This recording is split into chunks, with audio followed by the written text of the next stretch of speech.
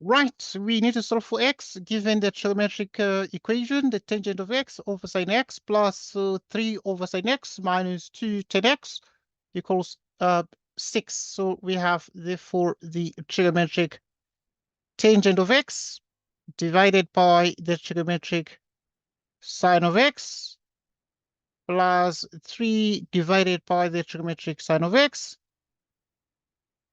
minus 2 the tangent of x minus 6 equals 0. Right, we multiply through by the sine of x, and if we do that, we get the tangent of x plus 3 minus 2, the tangent of x, the sine of x, minus 6, the sine of x equals 0. Okay, we've multiplied through by the trigonometric sine of x.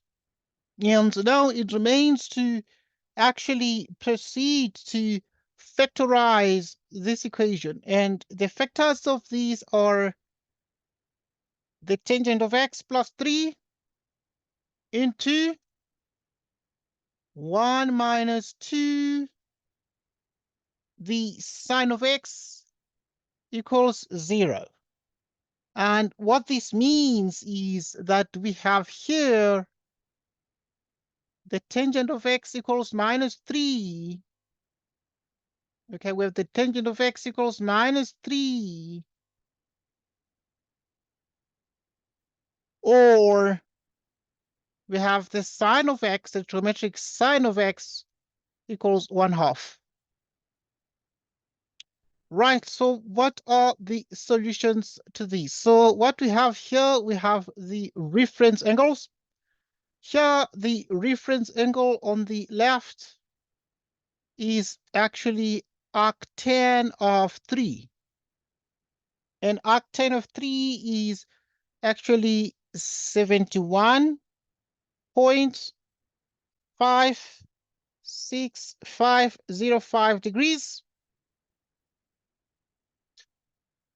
Right, or the reference angle given the sine is actually the reference angle obtained from the arc sine of 1/2, which equals 30 degrees. Right, we can just conclude this solution by just dividing our screen like so. And we proceed to solve for x. Okay, so in the case of the tangent of x equals minus 3, or the trigonometric sine of x equals 1/2, we make a couple of realizations in view of the cast rule, and also here in view of the cast rule. So what we note is the tangent is negative in 2 quadrants, is negative in this quadrant here, and it's also in the second quadrant, but it's also negative in the quadrant that contains the cosine function. The sine, when is the sine, in which quadrant is the sine positive? It is positive in the second, but it's also positive in the first quadrant where all the trigonometric functions are positive. And hence we have the following solutions. Okay, so we have that x is equal to, right, for the tangent, x is equal to, at this point, you can take this angle here, which is actually is going to be minus 71.56505 degrees. X is then the same as minus 71.56505 degrees plus 180 degrees times k, where k is an element of z. Right, so, and obviously in view of that, does it take care of the 2 cases? Yes, or it is enough for the tangent part because it takes care of the solution which is in the 4th quadrant, the values of x in the 4th quadrant, but also in the 2nd quadrant because 180 degrees minus 71.56505 degrees is going to give us an angle in the 2nd quadrant. So we have that value of x. X equals, for the sine, x equals 1/2 case. we have that x is equal to 30 degrees plus 360 degrees times k, where k is an element of z. Right, or x equals in the second quadrant, which is obtained by as follows, by saying 180 degrees minus the reference angle 30 degrees plus 360 degrees. Okay, it's 360 degrees by k because these are the angles in which quadrant? In the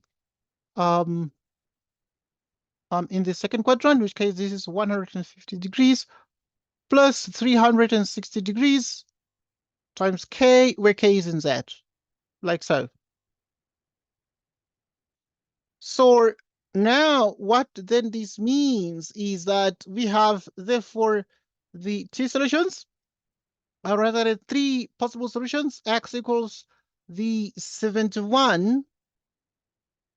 So x equals the 71, like this, 71, comma 565 degrees. X equals 30 degrees, and the other one is x equals 150 degrees plus the 360 degrees by k. So obviously the kind of solution we have got here, because we just had to solve for x here, and these solutions themselves, there was no domain of the solution specified. So what we've given here is actually sort of the general solution to the problem, general solution to a problem, and we are done. Thanks, everybody. Very goodbye to you.